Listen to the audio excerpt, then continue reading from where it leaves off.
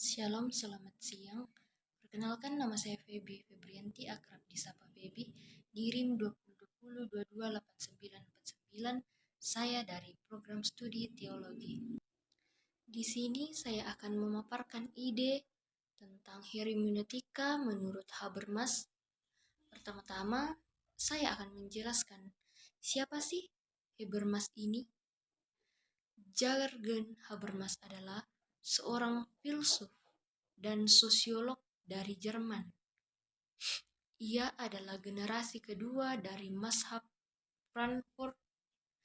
Jürgen Habermas adalah penerus dari teori kritis yang ditawarkan oleh para pendahulunya, yaitu Max Horkheimer, Theodor Adorno, dan Herbert Marcuse. Teori kritis yang dipaparkan oleh para pendahulunya berakhir dengan kepesimisan atau kebuntuan. Akan tetapi, teori kritis tidak berhenti begitu saja. Jürgen Habermas telah membangkitkan kembali teori itu dengan paradigma baru. Jürgen Habermas dilahirkan pada tanggal 8 Juni 1929 di kota Düsseldorf di Jerman. Dia dibesarkan di kota Gummersbach, kota kecil dekat dengan Düsseldorf. Ketika ia memasuki masa remaja di akhir Perang Dunia Kedua, ia baru menyadari bersama bangsanya akan kejahatan rezim nasional sosialis di bawah kepemimpinan Adolf Hitler. Mungkin hal ini yang mendorong pemikiran Habermas tentang pentingnya demokrasi di negaranya. Kemudian ia melanjutkan studinya di Universitas Göttingen.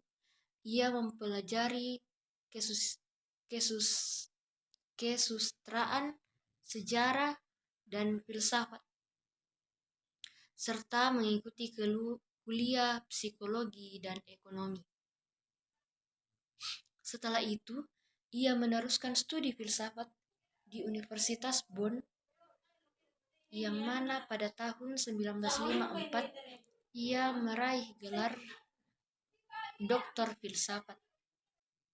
Kajian hermeneutik yang dikembangkan oleh Gadamer secara sederhana adalah universalitas hermeneutik, sehingga seluruh upaya pemahaman selalu berangkat dari lingkaran-lingkaran spiral hermeneutik. Itulah yang pada akhirnya hermeneutiknya cenderung bernuansa ontologis. Bagi Habermas, kecenderungan Gadamer tersebut tercakup dalam kompetensi komunikasi. Oleh karena itu, bisa saja bahwa pemahaman melampaui dialog, namun bukan berarti hermeneutik dapat mencapai pada universalitasnya. Habermas jelas menolak universalitas hermeneutik. Habermas tidak sekedar mengkritik hermeneutik filosofis Gadamer, melainkan juga mengambil pendirian sendiri tentang hermeneutik kritis. Untuk memahami pendirian Habermas itu, kita perlu mengingat pokok-pokok pemikiran Gadamer. Habermas berpendapat bahwa kita harus membedakan prasangka legitim dan prasangka yang tidak legitim. Prasangka legitim tidak ada jika dalam berpikir kita tidak mampu membedakan diri dari tradisi. Tradisi tidak hanya untuk diteruskan, kita juga bisa putus darinya. Yang memungkinkan hal itu adalah refleksi kritis atas tradisi. Pengetahuan dapat diteruskan lewat otoritas dan tradisi, sehingga prasangka juga memungkinkan pengetahuan itu. Tetapi menurut Habermas, prasangka-prasangka itu menjadi pengetahuan setelah orang menerimanya, dan tindakan penerimaan itu terjadi lewat refleksi.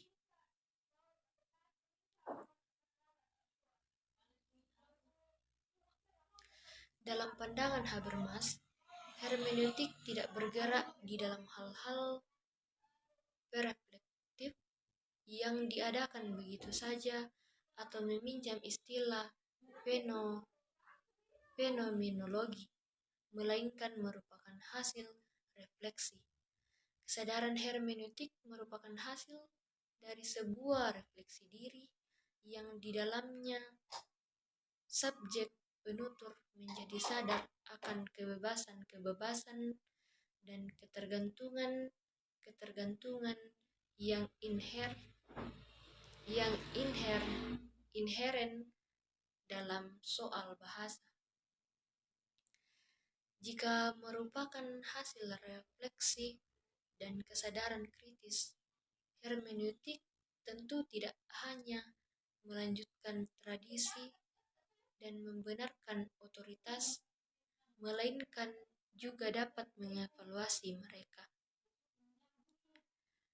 Habermas berargumentasi bahwa tradisi tidak hanya diteruskan, kita dapat juga putus darinya karena kita tidak pasif terhadap tradisi dan otoritas, melainkan juga bersikap kritis, sehingga penerimaan atas legitimasi tradisi juga tergantung pada refleksi kita atasnya. Hermeneutik kritis dapat dijelaskan sebagai sebuah metode ilmiah untuk memahami struktur-struktur makna atau teks yang terungkap dalam tuturan yang dihasilkan oleh setiap proses komunikasi yang terdistorsi secara sistematis. Bagi hermeneutik kritis, memahami bukanlah sekedar mereproduksi makna yang dimaksud, dan juga bukan sekedar memproduksi makna yang baru terarah ke masa depan, melainkan membebaskan dari komunikasi yang terdistorsi secara sistematis yang telah menghasilkan teksnya. Lazimnya, hermeneutik bertujuan agar pembaca memahami teks, tetapi hermeneutik kritis bertujuan agar penulis memahami teks yang dituliskan sendiri, sehingga ia bebas dari distori.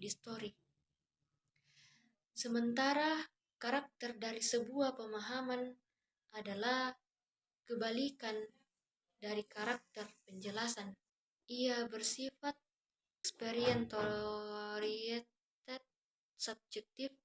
Ia juga merupakan lokus bertemunya pengertian teoritis atau penjelasan dan pengalaman atau pemahaman, sehingga bangunan mereka yang terdapat di dalam objek juga terpengaruh oleh subjek.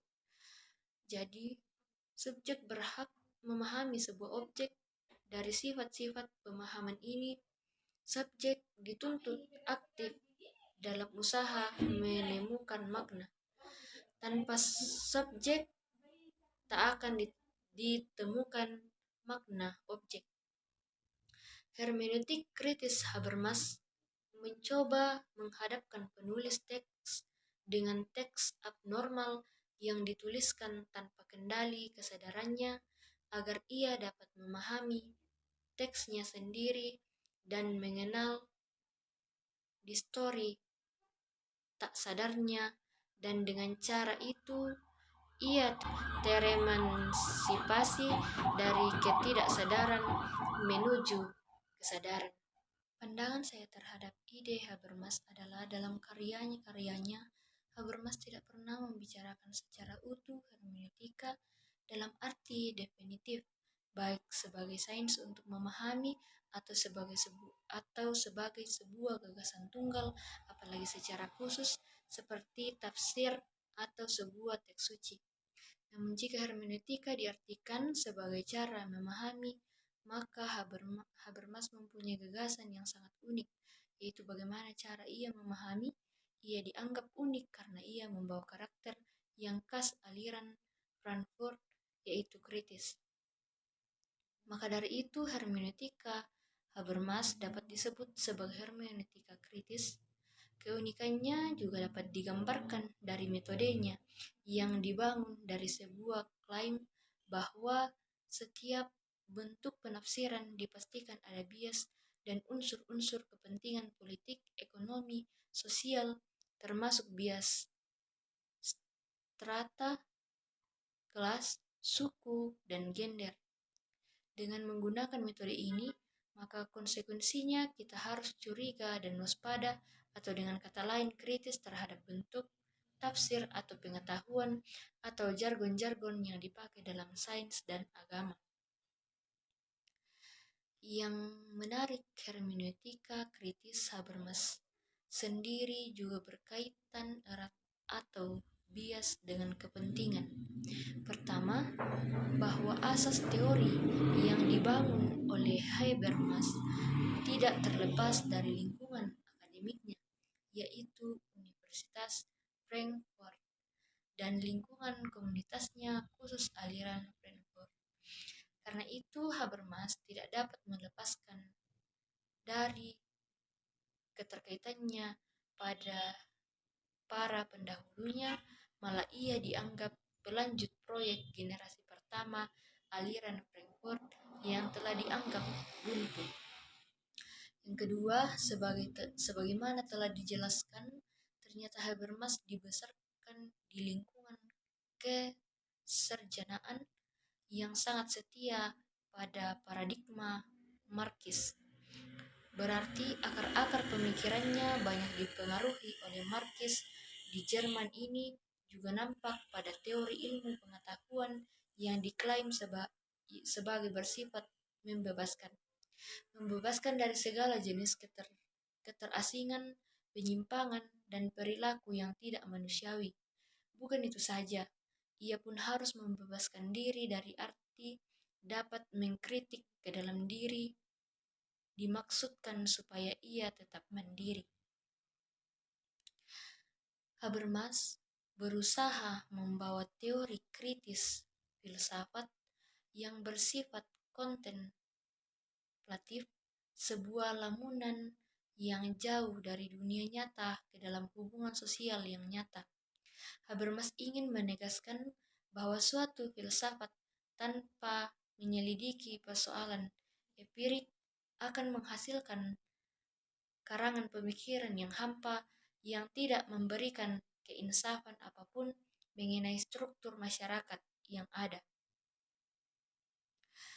Karena teori kritisnya ini, maka hermeneutika Habermas disebut hermeneutika kritis. Di sini Habermas tidak lepas dari konsep memahami dan menjelaskan atau eklarung seperti yang telah dilontarkan sejak awal oleh Dilthey. Dua term ini sangat bermakna dan penting baginya. Namun Habermas berpendirian bahwa teori kritis yang terdahulu telah gagal untuk menjelaskan konsepsi rasional yang lebih luas. Solusi yang ditawarkan Habermas adalah mengubah penekanan filsafat dari hubungan subjek-objek menjadi komunitas intersubjektif. Sekian pemaparan video dari saya. Shalom, sekian, dan terima kasih.